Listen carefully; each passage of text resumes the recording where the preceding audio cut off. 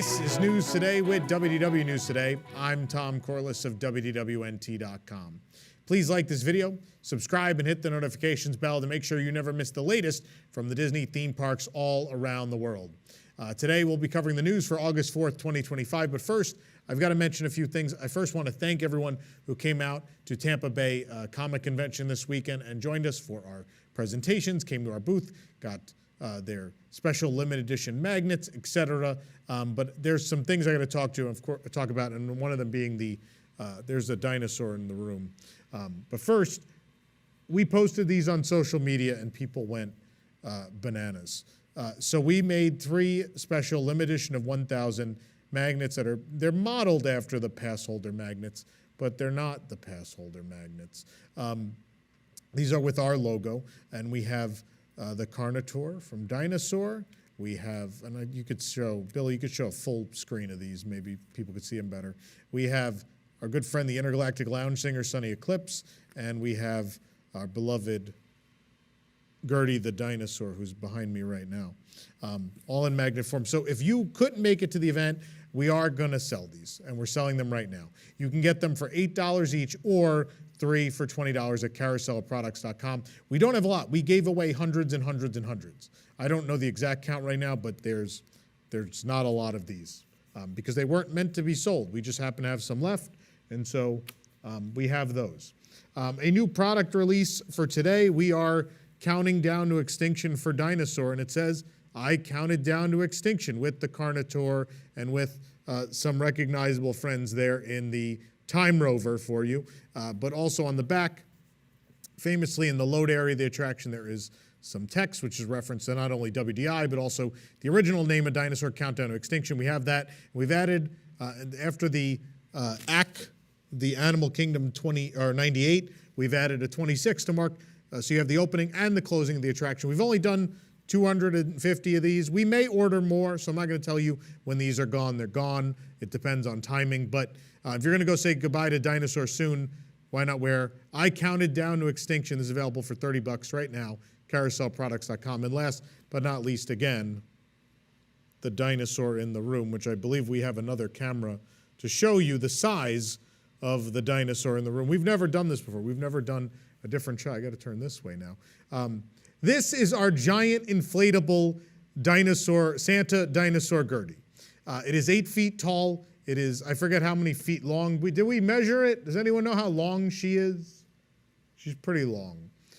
This is available for pre-order right now. Now, we have ordered 1,000 of these, and they are expected to arrive around December 1st, just in time for the Christmas season. Now, I don't know how quickly we can modify that order. So what I'm going to tell you is, if you want it this year, I would order now. Because once we hit the 1,000, I may not be able to order more. And certainly, I don't want to, look, if people don't get them for Christmas, people aren't going to want them again until next year, right?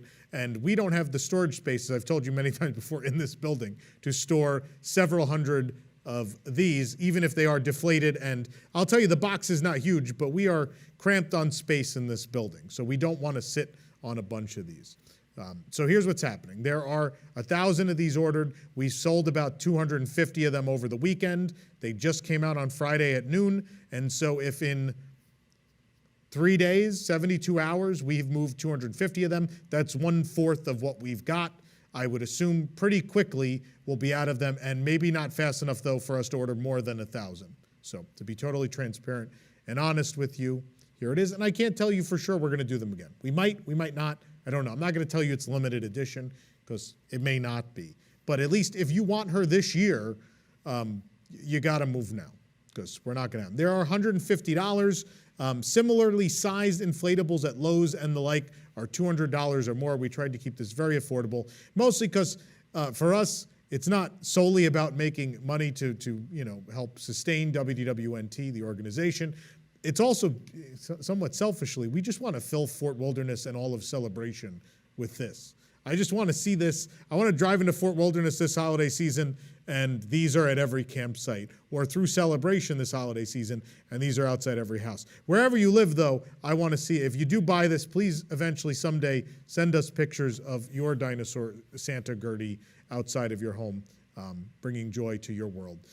But again, CarouselProducts.com right now. She is going to ship just after Thanksgiving is what we're hoping for right now. $150. And yes, if you're a WIGS member, discount applies to all of these products as it always does. That's our WDWNT Interglobe Society, our Patreon program. Join at patreon.com/WDWNT. Someone over the weekend asked me, they're like, I've watched you for years. What does WIGS stand for? And I realized I never say it. I never actually tell you what it means. But it is our Interglobe Society. Yes. I mean, I saw this for the first time this weekend. It arrived, the sample, and we blew it up, and it was on top of the booth, and I came up from our panels, and I was literally in tears because I think she's so adorable. It brings so much joy to me, and I can't wait for her to bring joy to all of you. So head on over, CarouselProducts.com right now. But now we should do the new. Gertie, can we do the news? Is that all right with you? Okay, good. She said we can do the news. Let's do it. Here we go, back to this shot. Grassroots Disability Justice Coalition, DAS Defenders, founded in response to Disney parks changing their disability access service, sponsored Florida's first historical marker honoring a disability rights advocate. The marker is dedicated to Beverly Chapman, a visionary leader whose work reshaped access, inclusion, and opportunity in Florida and across the country. It's located at the Center for Independent Living of Central Florida, which Chapman founded in 1976 and was unveiled during the 35th anniversary celebration of the Americans with Disabilities Act. Chapman was diagnosed with muscular dystrophy at age 5 and became an advocate for disability rights. In 1979, she was crowned Miss Wheelchair America, and with her title, she traveled the country advocating for accessible transportation. She created Shares Incorporated, Florida's first company with the goal of hiring and paying disabled people equitably. She founded the Center for High Tech at Valencia College to provide computer training for those with disabilities. She frequently used the Florida highway system but was unable to physically reach out to pay tolls. She worked to change this, and in 1988, the Beverly Chapman Act was passed, making all toll roads more accessible. This ultimately became the SunPass system, by the way, and she advised presidents on disability issues, including the ADA, and in 1989, President George H.W. Bush named her Disabled Person of the Year. Beverly Chapman's legacy is a call to action, said the DAS Defenders representative. She showed us what's possible when access is treated as a civil right, not a privilege. Of course, DAS Defenders was formed in 2024 after Disney parks changed their disability access service, limiting availability to guests who, due to a developmental disability like autism or similar, are unable to wait in a conventional queue for an extended period of time. Disney later changed the wording slightly and extended the validity period to 1 year. Still, several guests with disabilities, including autism, narcolepsy, and terminal cancer, report being denied access. A class action lawsuit was filed against Disney and partner Inspire Health Alliance, alleging that the updates are discriminatory. DAS Defenders sent a mobile billboard protesting the changes around D23, the Ultimate Disney Fan event in Anaheim. DAS Defenders said in a press release, by honoring Chapman's life, DAS Defenders Coalition affirms the value of disabled leadership, the power of advocacy, and the importance of making disability stories visible in public spaces. As it pushes back against modern-day rollbacks to accessibility, DAS Defenders draws strength and inspiration from trailblazers like Chapman. Of course, this means DAS Defenders is still advocating for changes to that system at the Disney parks. That still has not happened at this point, and the fight continues, and rightfully so, because I cannot tell you how many people I meet on a weekly basis who bring this up to me, and if that many people are bringing it up to me, I can't imagine how many guests this is still a problem for, and I hope this fight continues until we see change, and I still believe change needs to happen. Several guests have now spoken out regarding their experiences when the ferryboat crash occurred at the Magic Kingdom last week. The Orange County Fire Rescue Department and Osceola County Fire Rescue and EMS confirmed to Fox 35 that they assisted the Central Florida Tourism Oversight District's fire department with Wednesday night's incident. During a storm on Wednesday, July 30th, the General Joe Potter ferryboat reportedly hit the TTC dock late in the night. According to the Pulse Point, there was a mutual aid call at 12:02 a.m., corresponding to the address for the TTC ferryboat landing. Mutual aid in this case refers to a reciprocal assistance needed from multiple agencies across jurisdictional boundaries, particularly when the emergency is too big for one agency to handle. That call was closed at 2:06 a.m. We previously reported that there were a total of 19 transports to local hospitals, with at least 8 people having major injuries. Dozens of others were treated on site, according to eyewitness reports on social media. We don't know the distribution of injuries among guests versus cast members still, but now several more guests have come forward in interviews with Fox 35 to detail their experiences on the night of the crash.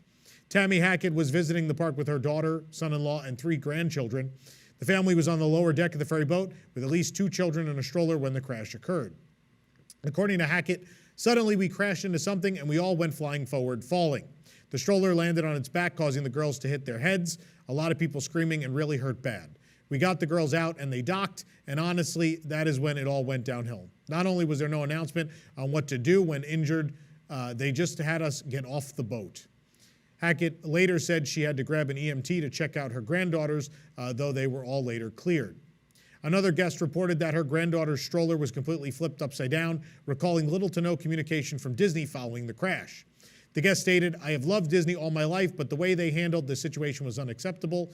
We were all left in the dark. There was no announcement made after hitting whatever we hit at full speed. The captain was not apologetic whatsoever. Every single person on the packed ferry was thrown forward." A third guest, Heidi Goldsworth, confirmed heavy rain during her time on the ferry boat and described the scene after the crash. According to Goldsworth, it was so sudden and it was chaotic, completely chaotic afterwards. Passengers were helping passengers get up, checking on people, making sure that everyone was okay. I rode it in 1971 when the park opened with my mom, so I've been riding it sporadically ever since the park had opened. I've never heard of any accidents and certainly never had been in one before. It seems such a quiet, easy ride across the lake that you don't think that something's going to happen like that, but it was definitely a boat crash. Fox 35 reached out to Disney World and the Central Florida Tourism Oversight District for comment, but have still not received an answer. No word has been given on the ultimate outcome of this incident or if any guests later received compensation. I mean, I don't know if that usually happens so quickly, but it's also unclear if the incident was caused by the storm, human error, a mechanical malfunction. We don't know much at this point, and I assume it will be weeks, if not months, until we have final confirmation of what did occur, but I'm glad people were okay enough. We haven't heard of any fatalities or any no serious injuries through the grapevine yet, so hopefully that remains the case, and we'll see, once we get more information, we'll let you know. Sadly, we don't have it now. From big boats to small boats, 4 brand new It's a Small World boats have been added to the attraction at the Magic Kingdom. The new boats added into the ride's boat rotation are shiny and clean without scratches or normal wear and tear. One of the new boats is red with lighter peach-colored bench seats. Another of the new boats is a darker shade of blue. The bumper on the front indicates how new they actually are, with no major signs of damage, which will happen pretty quickly as the bumpers are always rubbing and colliding all day long. The blue boat has teal seating, and from this angle you could tell it has no scrapes, and the edges of the seat are freshly painted. The third new boat is green, leaning towards teal. Like the other new boats, again, it's very clean and fresh and new. A cast member at the attraction did confirm there are a total of 4 new boats. In addition to the 3 we've shown you, there is a 4th new boat in purple. That one was not in use when we visited on August 2nd, but there you have it. Nice to see this happening. I know the boats, a couple years ago, we had to shame Disney into power washing them. They were in real rough shape.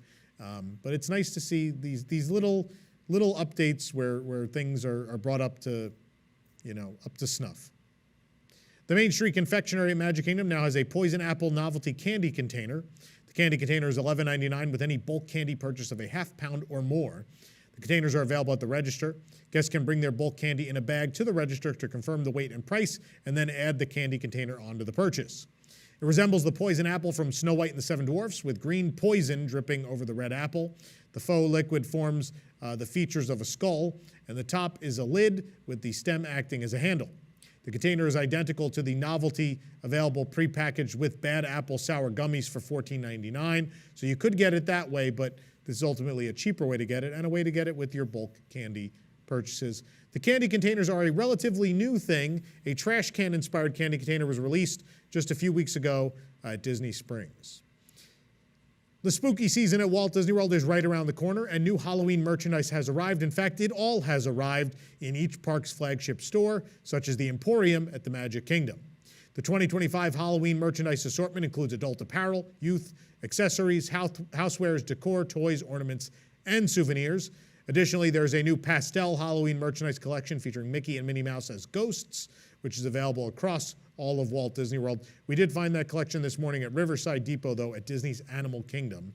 The pastel collection includes, again, youth apparel, adult apparel, accessories, and housewares. There are hundreds and hundreds and hundreds of new items. We can't talk about them all here on the show. Please visit WDWNT.com to check them all out. It's also worth noting some items are available online at DisneyStore.com. You could use this QR code to shop through us. It doesn't cost you anything more, but we actually get a very small percentage of the price you spend here at WDWNT through our affiliate program. With the beginning of the Halloween season in focus at Walt Disney World, they're also gearing up for pumpkin spice season. And in fact, there is a pumpkin spice latte themed collection in collaboration with Starbucks. We found the Park Days and Lattes collection for sale at the World of Disney at Disney Springs and also at Trendy at Disney Springs. There is a ceramic version of a tumbler for $27.99. The other tumbler is $39.99. And there's also a tote bag for $29.99. This program is brought to you by our official travel agent sponsor, Be Our Guest Vacations. Your dream vacation begins with Be Our Guest and their concierge team of expert vacation planners. Head on over to WDWNT.travel and their team will design your next magical vacation, from the Walt Disney World and Disneyland Resorts to Disney Cruise Line to Adventures by Disney and more. And the best part is their concierge services are 100% free. So book today. Buzz Lightyear Space Ranger Spin has officially closed at the Magic Kingdom ahead of its major overhaul to add new vehicles, blasters, targets, and more. When we visited this morning, August 4th, we saw the entrance doors were closed with an Operation Suspended message on display. The message reads, Operation Suspended, Star Command Code Section 2-3A.C/D_9V, Crystallic Fusion Power Cells depleted, initiate immediate recharge protocols, all launches postponed until resource acquisition units return. Please proceed to adjacent mission zones. In addition to the viewpoints into the attraction have been blocked by metal shutters from the People Mover. Since Buzz Lightyear Space Ranger Spin photos, the adjoining gift shop is also closed during the refurbishment. Toy Story merchandise has been relocated to the Tomorrowland Launch Depot, which also hosts Tron Light Cycle Run merchandise. The major overhaul of Buzz Lightyear Space Ranger Spin was announced earlier this year. The attraction closed again August 4th, will reopen sometime in 2026. Updates will include a new scene featuring a new character, Buddy, the support bot. There'll be new ride vehicles inspired by Star Command with video monitors offering real-time scoring and other exciting features. There's new blasters with always-on laser in new colors and new light sounds, haptics, and more, and as well, those new updated targets. We were able to play test this a couple months ago. And it'll be similar to Buzz Lightyear Planet Rescue at Shanghai Disneyland, Ant-Man and the Wasp Nano Battle at Hong Kong Disneyland as well. No dates yet, but this is exciting, an attraction that's needed some TLC for quite a while, and it is starting now. Framing has begun at the new structure at the former site of the Cool Ship in Tomorrowland at the Magic Kingdom. Just a few days ago, only orange spray paint outlined the future construction on the concrete pad, but now wooden framing has been added to the platform in the same odd shape. While the back left of the structure looks like two regular walls, the right side and front have several sections that protrude out from the center. Just to the left of the new framing structure is a smaller square surrounding water pipes. This could mean a mister will return to the location, similar to the former Cool Scanner. Other piping and wiring can also be seen surrounding the newly built structure. The planners in the area look untouched, so it looks like they'll remain. For reference, here's what the Cool Ship and the nearby Cool Scanner used to look like. If the new structure is built in the current form, it will be a completely new design, and that is the rumor we've heard, is that sadly the original Cool Ship and Scanner are no more. I would have liked to say goodbye, but hopefully what's going there will be as cool, if not cooler. We'll have to wait, and to get it cooler, go to the Coke location. Crews continue to prepare for major demolition and construction around the rivers of America and Magic Kingdom. Between the Haunted Mansion and Riverboat Landing, a portion of the construction walls now has a white scrim. It appears the scrim is covering an opening in the walls, maybe for large equipment. The ground beneath and in front of the scrim is covered with protective temporary flooring. More water was drained from the rivers of America in recent days. Draining began immediately after the attraction closed. There's now a few feet of space below Aunt Polly's with previous underwater supports exposed. It's the same story at Tom's Landing, where many props were removed in July. There are still tagged lanterns and posts at the dock. Over by Tiana's Bayou Adventure, the new Big Thunder Mountain Railroad vehicle barn now has rolling doors. This is where attraction trains will go for maintenance. The former barn was removed in February. Theme posters were added to Frontierland construction walls a few weeks ago in this area. I just want to say something real quick about this train barn for Big Thunder. It is super visible from the queue and that general area of Tiana's. Please tell me we're going to hide this. Plant some trees or something, please. I know Big Thunder's not coming back still for several more months, so I hope this is going to be addressed. After weeks of rumors fueled by the presence of a scrim, the Seas with Nemo and Friends has debuted a new SeaBase Aquarium entrance sign. As we first reported in early June, scrims were added to the exterior of the building, specifically on the roof overhang near the gift shop entrance. At the time, it was unclear if the roof was undergoing maintenance or if a new fixture was being added. A curved shape began to appear beneath the scrim in July, rumors emerging that Disney was adding a new sign to this entrance. And as of August 3rd, all the scrim is gone and the sign has been revealed. The sign is a curved wave shape with an outer edge that blends into the nearby tan building. The sign itself is blue with a subtle wave pattern in green and purple. Green and red fish swim on either side of large white text saying SeaBase Aquarium. The style of the new sign matches the updated sign for the nearby Coral Reef restaurant, which debuted at the end of June. So this is a necessity. People never know where to go if they don't want to ride the ride portion of the Seas with Nemo and Friends, and there's a lot of confusion out here. This makes sense to me. I did see some, what I will say politely, I'm a fanboy myself, but I saw some fanboys on social media complaining that, they used to just call this SeaBase Alpha and you didn't have to tell people it was an aquarium and this and that and the other. The reason you didn't have to back then was you still had the hydrolators in the way. You literally couldn't go to the left and through the exit of the pavilion to go to the aquarium. That's the thing that happened when this became the Seas with Nemo and Friends, and no real signage ever got installed. And at this point, people know there's an aquarium. They maybe don't want to ride the ride, and they need direction where that aquarium is. If people said, well, aquarium's a thing we have, today. It doesn't make sense, blah, blah, blah. I mean, it's always been an aquarium. SeaBase Alpha has an aquarium. SeaBase has an aquarium as well. And you need the sign to tell people what they're looking for. Look, I love story and theme as much as the next person, but operationally, people need to be able to find the aquarium if that's what they're looking for. So a SeaBase Aquarium sign, I think, is good. I think it's a beautiful sign. I love that, again, the more we use this EPCOT font, the more I love it. Feels like classic EPCOT to me, which is great. We don't get a lot of that. So I think it's a great looking sign. I think it's going to help people. Let me know in the comments how you feel, but I don't think this is the degradation of theme. I think that happened a long time ago, and this isn't necessarily part of that problem. I think it looks great. After months of waiting for the water effect to return to the Canada Pavilion at EPCOT, the Waterfall is finally operational once again. One of the most beautiful, quote-unquote, natural features of the Canada Pavilion is the large waterfall that emerges from one side of the rockwork near the back of the pavilion. The water runs down to meet with the small stream that flows next to the bridge for Canada Far and Wide. It can also be viewed from the upper level of the pavilion from the outlook near the new Disney Vacation Club Welcome Home Center. The rockwork in this area looks very different without the flowing water adding some movement to the space. The waterfall has been non-operational since at least mid-April. It's been a long, long time, but maybe this was part of fixing this up was part of the nearby DVC Welcome Home Center. I'm sure Vacation Club didn't want their guests to look out at, something that didn't look up to snuff. It is a shame, though, that Vacation Club sometimes is the reason these things get fixed. I can think of several resort hotels that needed long-needed refurbishments that only got them because Disney Vacation Club came in and added villas. In this case, I'm glad it happened, but it is sad that it constantly has to be money from Disney Vacation Club, that the parks themselves will not spend money on maintenance of such effects. It makes me sad. This program is brought to you by Unlocked Magic. You can get your Walt Disney World and Universal Orlando tickets for the lowest price available. Join the hundreds of 5-star reviews and thousands of families that have been able to they've been able to help save with over $10 million in ticket sales alone. Find them at unlockedmagic.com/WDWNT to help you save money on your next trip to the Orlando theme parks.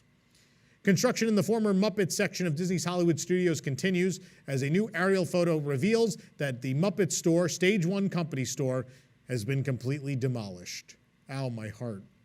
A new aerial photo by BioReconstruct shows that the former shop has been reduced to rubble following the kickstart to demolish the area starting July 30th.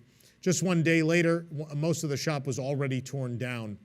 In addition to the shop being torn down, Bio also noted that the a structural frame for a facade was also removed, seen in the top center of the photo you're looking at now, past the gate posts. Outside of the Muppet Vision 3D entrance, more pavement has been torn up as well. We were able to grab some street-level photos of the demolition in progress, which you're looking at now, but I have a lot of great memories in Stage 1. It's a very cute and charming store. I will miss it, but it is understandable. You need a nice, clear, big open path to the new e-ticket attraction that will be just beyond in the Monsters, Inc. factory, that door coaster that's on the way. Of course, Muppet Vision 3D was also lost to this project, but Disney will still not tell us what is going in the Glob Theater, which is going to take over that space. Several wall samples are staged, and a retaining wall has been built surrounding the future location of the Tropical Americas land at Disney's Animal Kingdom. Thanks to BioReconstruct, we have an aerial view of the latest update. First, Bio shared a look at the building where Disney Imagineering offices are located for this project. Several permits regarding the construction were recently filed, including 3 with addresses located in the remaining area of Dinoland, USA. Several exterior sample walls have been set up near the Imagineering offices. These models are used to test how well certain materials will hold up to the Florida weather in advance of actually installing such a facade. Near the top right, several sections of pavement are also being tested. Multiple styles of rock, greenery, and fencing have been set out to test. Imagineers may also use these tests to determine how materials will look with varying levels of light. Near the back of the Finding Nemo, the Big Blue and Beyond, a retaining wall has been built at the location of the future Encanto themed attraction. Lots of construction vehicles, pipes, and other materials are spread out in the work zone as the area progresses. In this complete overview of the future Tropical Americas land, it's clear that most of the current work is preparatory. However, there is a small patch of newly poured concrete just beyond what was formerly home to Chester and Hester's Dino-Rama, including Triceratops Spin, the Fossil Fun Games, and Cementosaurus. The upcoming Tropical Americas land will have a much larger footprint than the former, based on the aerial shots we're seeing and also based on what's been said to this point. Once complete, Tropical Americas will also include the first ever Encanto attraction and a carousel featuring Disney animals, as well as an Indiana Jones ride replacing Dinosaur. The land is scheduled to open in 2027. Rumors indicate that Dinoland USA will close forever in January of 2026. However, the Boneyard is closing in just a few weeks' time on September 1st. Walt Disney World has confirmed the character that will be highlighted for the next annual Passholder magnet. It's Crush from Finding Nemo. Guests will be able to claim the Crush annual Passholder magnet at the Discovery Trading Company and Riverside Depot from August 7th through September 27th. The magnet was first teased last week with a video of the green goggles inspired by those owned by dentist P. Sherman from 42 Wallaby Way in Sydney, Australia. This free magnet offer is valid for Walt Disney World Resort pass holders only. Each pass holder must be present and show their valid annual pass card, linked Magic Band Plus, or Disney Magic Mobile Pass, and a government-issued ID to receive the magnet. There's a limit of 1 magnet per pass holder, and they're only available while supplies last. SeaBase, a new collection of Pandora, the World of Avatar merchandise, has flown into Disney's Animal Kingdom. We found the new collection of apparel, accessories, and housewares at Wynn Traders, the gift shop at the exit of Flight of Passage. The adult long-sleeve shirt is $44.99. The white adult t-shirt is $39.99. The blue adult t-shirt is $29.99. The black adult t-shirt is $34.99. The adult sweatshirt is $59.99. There's a bucket hat, which is $34.99. A baseball cap for $24.99. A gray patch cap for $29.99. A blue bracelet for $16.99. A tan bracelet is $16.99. There's a throw blanket for $89.99. A towel is $34.99. The Pandora bottle is $19.99. The journal is $24.99. And there is a new limited edition Banshee, a limited edition of 3,500, inspired by the Tree of Souls, for $89.99. A new month means a new cookie at Gideon's Bakehouse at Disney Springs. The Cookie Butter Butterscotch cookie has returned for August 2025. It costs $6.50. The cookie is Gideon's secret recipe with Biscoff cookie butter, premium butterscotch chips, and crushed Biscoff cookies. Gideon's Bakehouse, where the cookie is sold, is located in the landing of Disney Springs. You can read our review of the item at WDWNT.com. Disney has made changes to the classic Tonga Toast from Kona Cafe at Disney's Polynesian Village Resort. WDWNT visited Kona to try the new version of the toast, as well as the updated plant-based version. According to our server, the changes were implemented last week. This will be 2 weeks ago now. They did not change any of the breakfast dish's ingredients, but rather the method of preparation in an effort to make the exterior less hard or crunchy. The description of Tonga Toast is banana-stuffed sourdough French toast rolled in cinnamon sugar, served with a strawberry compote and your choice of ham, spiced ham, bacon, or sausage for $17.50. I'll give you some thoughts on this since I went to review it. I won't make you go to the review. I'm going to post a video review anyway, but basically it does change. People say it's not a major change because they didn't change the ingredients. The preparation changes the whole flavor profile of both the regular and the plant-based. I think it's for the better, but I also say in the review that I understand that if you love this dish, you might be furious, and I totally understand that. Because you're used to the taste that existed, and if that taste has changed, well, you may not like it. So the video will be out very soon. It's very short. It'll be like 10, 15 minutes, but I get in depth with it, more in depth than I'm going to get here, but if you can't wait, you can read the review at wwnt.com. Walt Disney World has announced an extended guest room refurbishment project that will take place at Animal Kingdom Lodge starting this October. According to the notice, rooms at Kidani Village will be the first to see refurbishment from October of 2025 through May of 2026. After that, rooms at Jambo House will be refurbished from May of 2026 through January of 2027. During the refurbishment, guests may see or hear ongoing construction work in the area while staying at or visiting the hotel. However, all resort hotel amenities will still be available through the refurbishment period. Walt Disney World has announced that the Cabanas leisure pool at Disney's Coronado Springs Resort will temporarily close this month for refurbishment. According to the Walt Disney World website, the Cabanas leisure pool will be closed from August 17th through the 24th for routine maintenance. Guests staying at the resort may hear noise as work is being completed. And during the closure, guests are encouraged to enjoy the Lost City of Cibola pool, along with the Casitas pool and the Ranchos leisure pool, which remain open. You've heard us talking about renting DVC points through our friends at DVC Rental Store.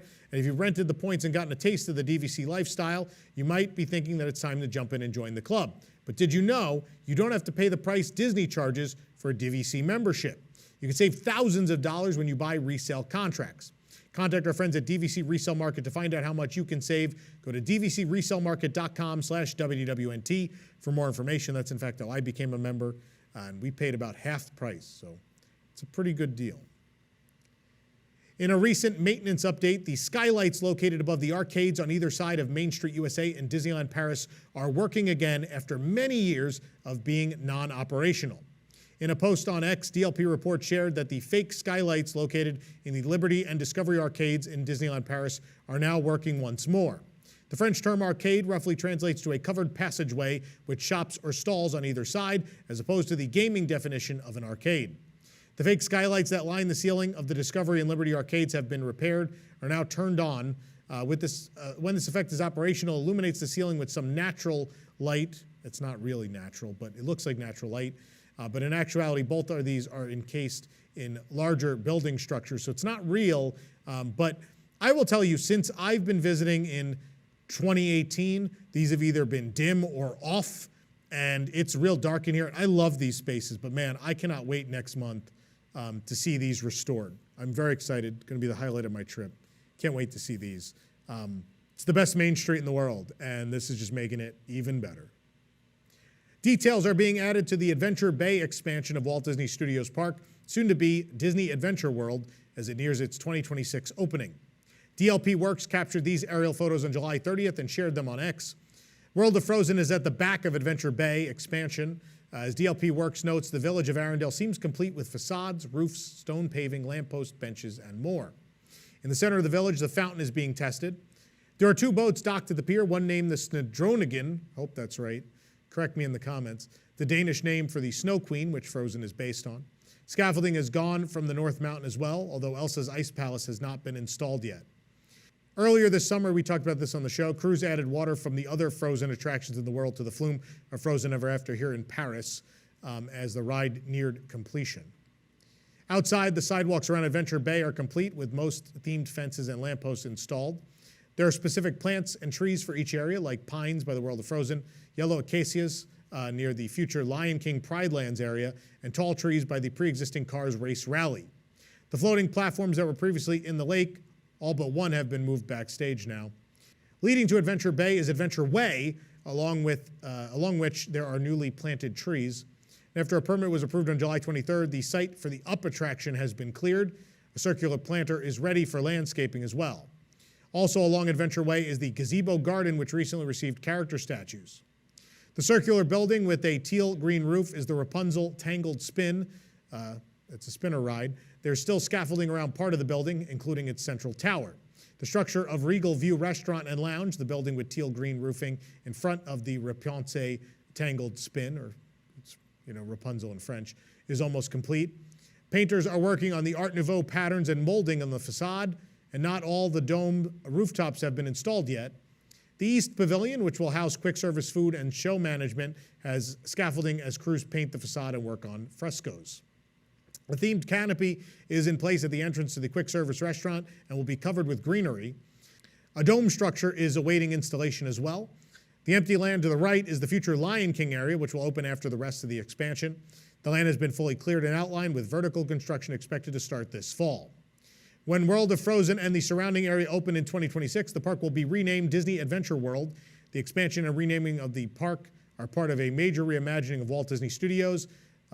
And we're finally there. We're just about there. Next summer, we think next summer, they haven't said that, but that's the rumor. The new Nighttime Spectacular, World of Frozen, Adventure Way, the Rapunzel ride.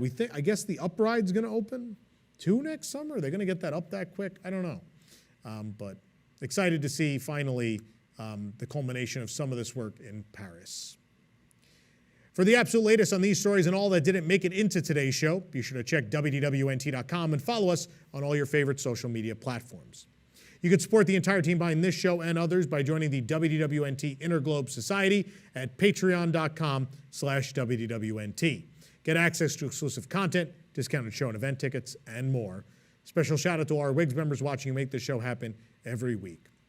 For the worldwide leader in Disney Parks news and our giant inflatable dinosaur, how's it going? This is Tom Corliss and Santa Gertie saying enjoy the rest of your today and have a great, big, beautiful tomorrow. Come down here and say goodbye to the people. Say goodbye, yes. Bye.